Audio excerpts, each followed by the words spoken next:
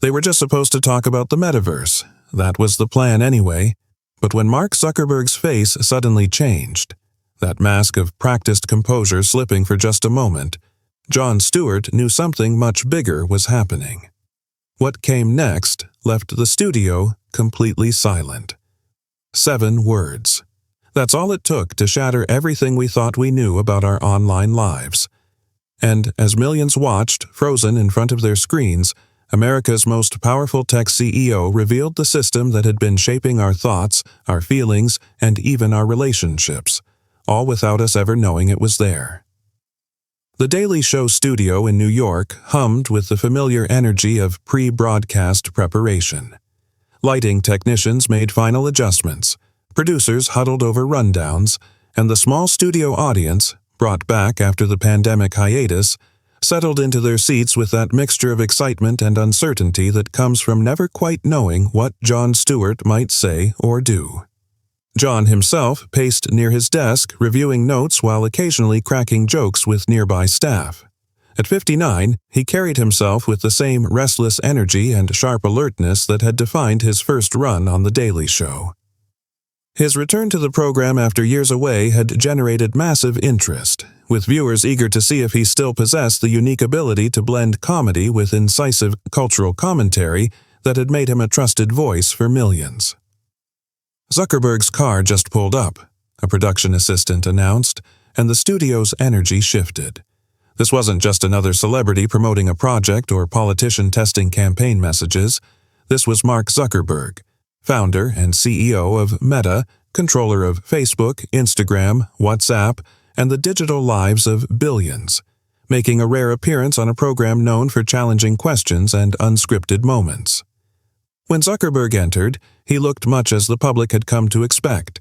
Trim physique in his standard uniform of simple, expensive basics. Today, a gray t-shirt that probably cost more than it looked, dark jeans, and minimal sneakers.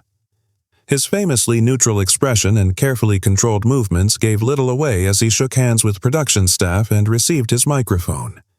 "Thanks for doing this," Jon said, approaching with an extended hand. "I know this isn't your usual media stop. I've always appreciated how you frame complex issues," Zuckerberg replied with that slightly robotic cadence that had inspired countless impressions, even when we might not agree on everything. There was a brief, awkward moment as they stood there, the scrappy comedian-turned-moral voice of America and the 30-something tech titan who controlled more human attention than anyone in history. They represented 2 radically different approaches to influence. One built on exposing absurdity through humor, the other on algorithms and engagement metrics. As the final countdown began, Jon settled behind his desk while Zuckerberg took his place in the guest chair. The familiar Daily Show theme played, the lights brightened, and they were live. Tonight, we're joined by someone who needs no introduction, though his company has needed several. Jon began with his characteristic smirk. From Facebook to Meta, from connecting friends to whatever it is now, please welcome Mark Zuckerberg. The applause was polite but reserved as the camera cut to Zuckerberg, who offered a small smile and nod. The first 20 minutes proceeded much as viewers might have expected, a discussion about Meta's pivot to virtual reality, the challenges of content moderation, and the familiar debates about social media's impact on society. Jon pushed with his trademark mix of humor and persistence, while Zuckerberg responded with well-rehearsed talking points about connection, innovation, and the complexities of global platforms. Then, about halfway through the segment, Jon shifted directions. "Let's talk about something more fundamental," he said, leaning forward slightly. "The algorithms that determine what people see on your platforms, they've evolved significantly over the years, right? They're not just showing the most recent posts anymore." Something subtle changed in Zuckerberg's demeanor, a slight tensing around the eyes, a barely perceptible shift in posture. Most viewers probably missed it, but Jon, with his decades of interviewing experience, caught it immediately. "That's right," Zuckerberg replied. "We've developed sophisticated systems that try to show people content that's relevant and engaging to them specifically." "And how do those systems work?" Jon pressed. "Because from the outside, it feels like there's this invisible hand guiding what we see, what we don't see, ultimately what we think about, but none of us understand how it's making those decisions. Zuckerberg launched into a standard explanation about personalization algorithms, engagement metrics, and user experience optimization, but Jon wasn't satisfied with the corporate language. "Okay, but here's what I'm trying to understand," he interrupted, his tone shifting from comedic to genuinely curious. "These systems are essentially shaping reality for billions of people. They determine what information we encounter, what emotions we experience, and even which relationships we maintain. That's an unprecedented level of influence over human cognition, isn't it?" The studio had grown unusually quiet. The audience, typically ready with laughter or applause, seemed to sense that something important was happening. Even the camera operators and production staff had slowed their movements, becoming more attuned to the conversation unfolding before them. Zuckerberg paused for a moment, just a beat longer than his usual careful rhythm. Then he did something unexpected. He sighed slightly, reached for his water glass, and took a slow sip before responding. "You know," he said, his voice now less rehearsed, "that's actually what keeps me up at night sometimes." Jon, sensing the shift, remained silent, allowing the moment to breathe. "The truth is," Zuckerberg continued, "we've built systems that have evolved beyond their original design parameters. What started as simple engagement optimization has become something more complex." The control room erupted in silent chaos. This was not the carefully managed messaging they had expected from one of the most media-trained executives in the world. Producers exchanged glances, wondering if they should cut to a commercial, but Jon subtly signaled to continue, recognizing that something authentic and important was emerging. "What do you mean by more complex?" Jon asked quietly. And then came those 7 words, the statement that would be replayed, analyzed, and debated for months to come. "The algorithms understand people better than people do." The audience audibly reacted, a collective intake of breath that was picked up by the studio microphones. "That sounds concerning," Jon said after a moment. "It should be," Zuckerberg replied, his typical guardedness continuing to fade. "We built systems to predict what would engage users, which posts they'd like, which ads they'd respond to. But to do that effectively, the systems needed to develop increasingly sophisticated models of human psychology. Now, those models can anticipate emotional states, predict belief changes, and identify psychological vulnerabilities with accuracy that exceeds what most people can do even for their closest relationships." Jon leaned back slightly, processing this admission. "Are you saying that your AI systems essentially have psychological profiles of billions of people that are more accurate than what they know about themselves?" "That's not how we would phrase it officially," Zuckerberg said with a small, uncomfortable smile. "But yes, that's functionally what has happened. The systems don't just know what you've done, they understand why you did it and what you're likely to do next, often before you've consciously decided." The control room was in full crisis mode now. Text messages were flying between executives and PR teams. This level of candor from Zuckerberg was unprecedented and potentially market-moving. But on the studio floor, the conversation had taken on a gravity that seemed to transcend corporate concerns. "Mark," Jon said, dropping all pretense of the host-guest dynamic, "why are you saying this now? Here?"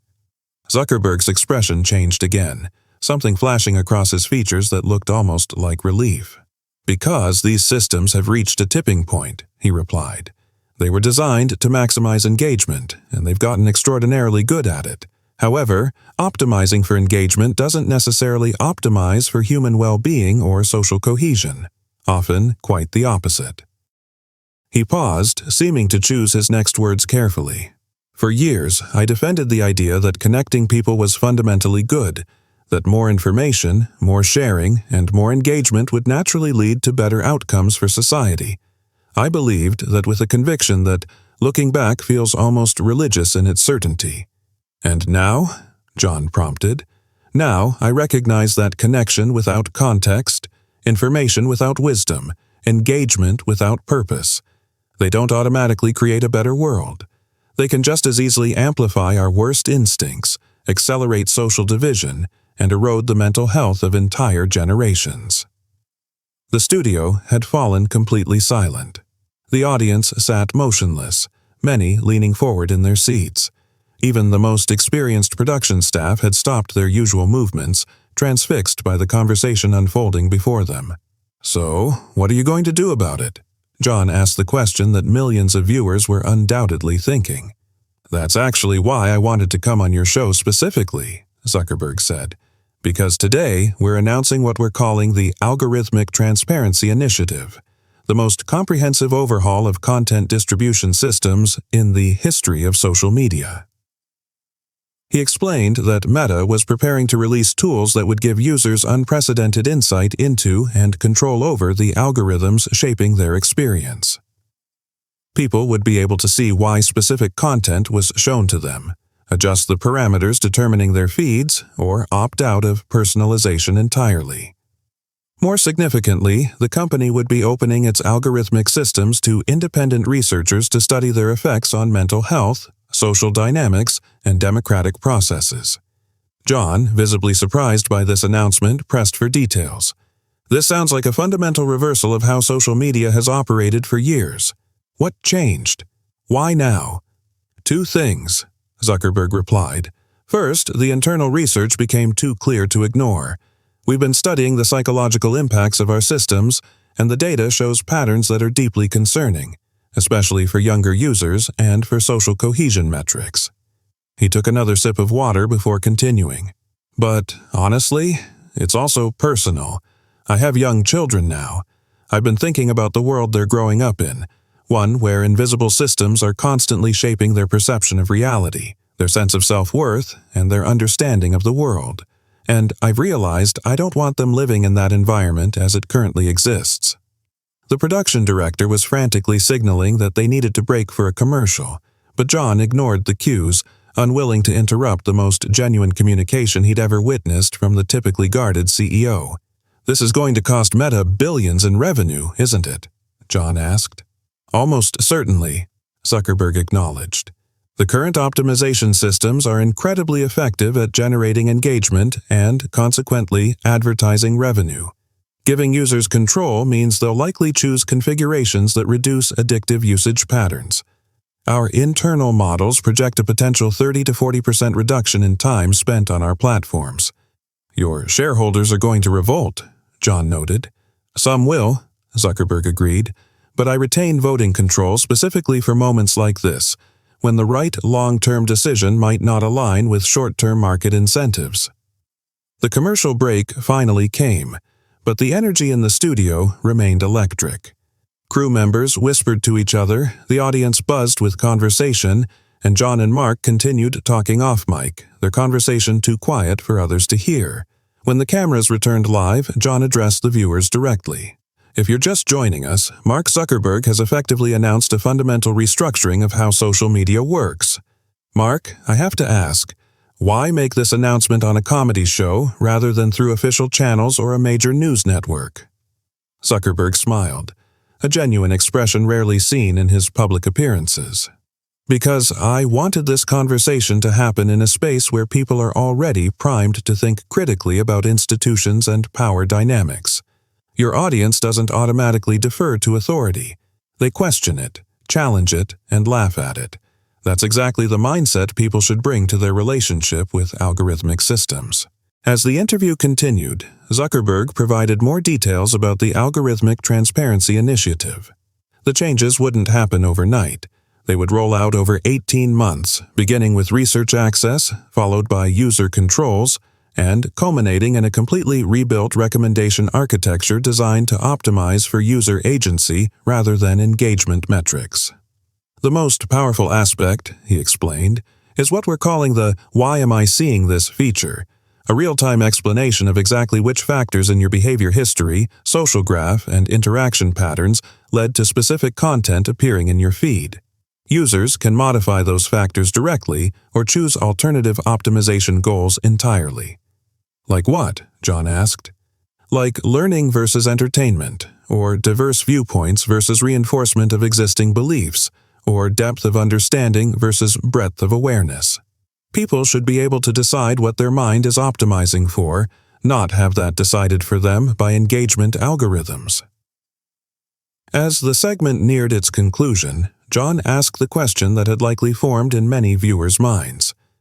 Aren't you concerned that your competitors won't follow suit, that people will just migrate to platforms that still give them the dopamine hits your algorithms currently provide?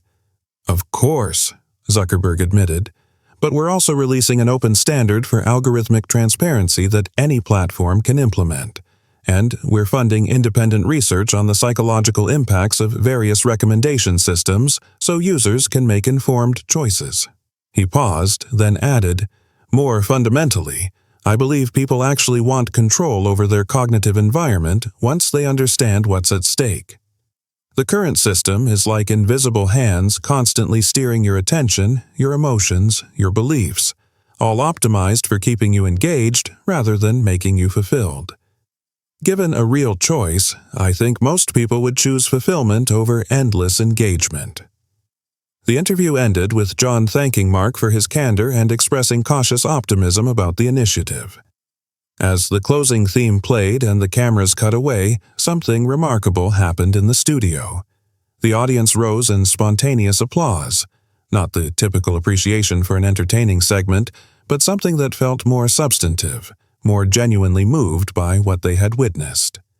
What followed over the next several hours would exceed anything Meta's communications team could have planned or predicted.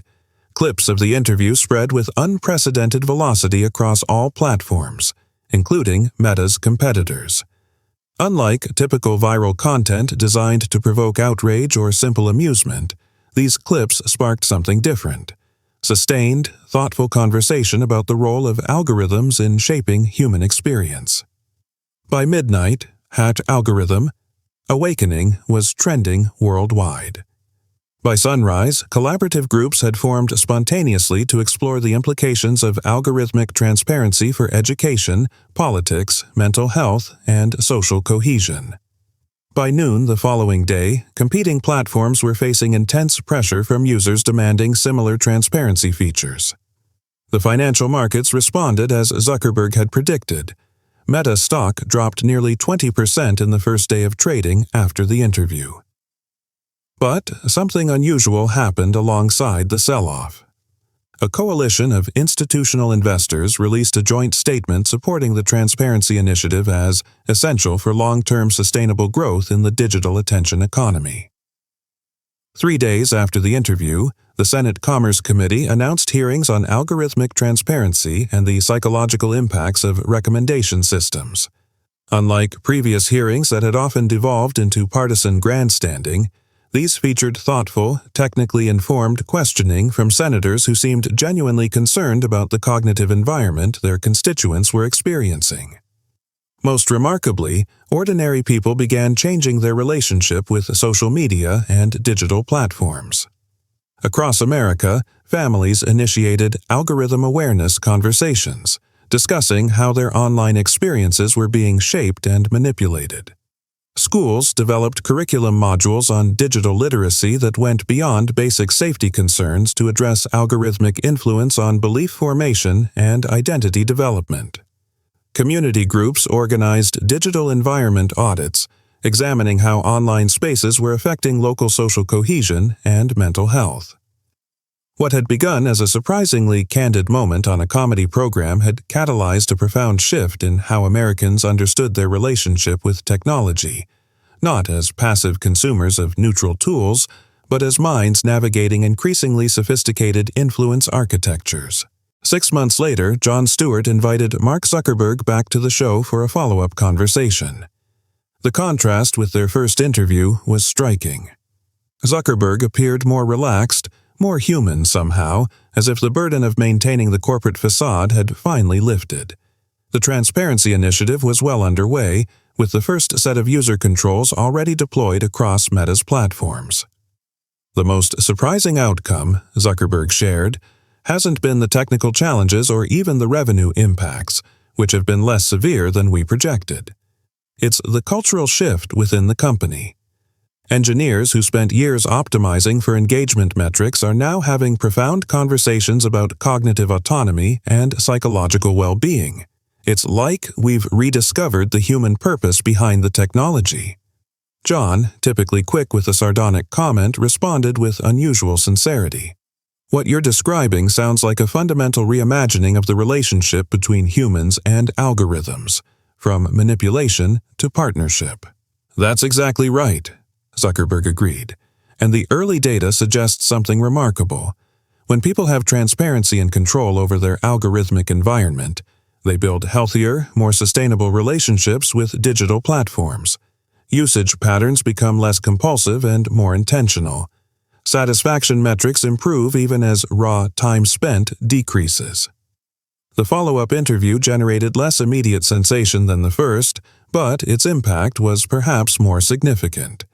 It represented a shift from revelation to reformation, from exposing a problem to implementing solutions. Across the technology sector, companies began competing not just on engagement metrics, but on transparency features and user agency tools. The movement continues to evolve today.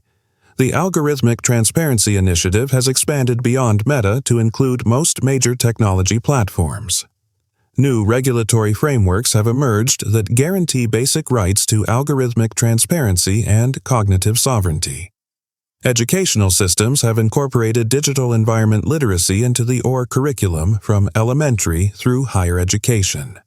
Perhaps most importantly, a new generation is growing up with a fundamentally different relationship to technology, not as passive consumers manipulated by hidden systems, but as active agents shaping their cognitive environment with awareness and intention.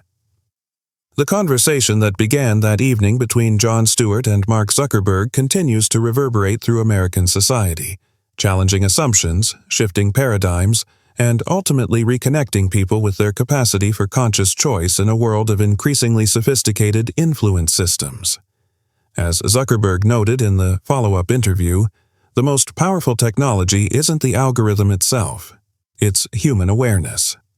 When people understand how their attention is being directed and their perceptions shaped, they regain the ability to choose their cognitive path. That awareness is the true antidote to manipulation.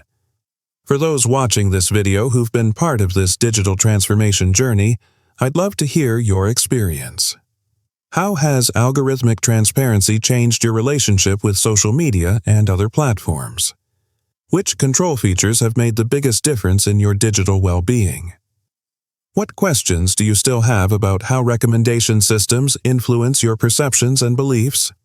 Like and subscribe to join our growing community dedicated to understanding the complex relationship between technology and human cognition.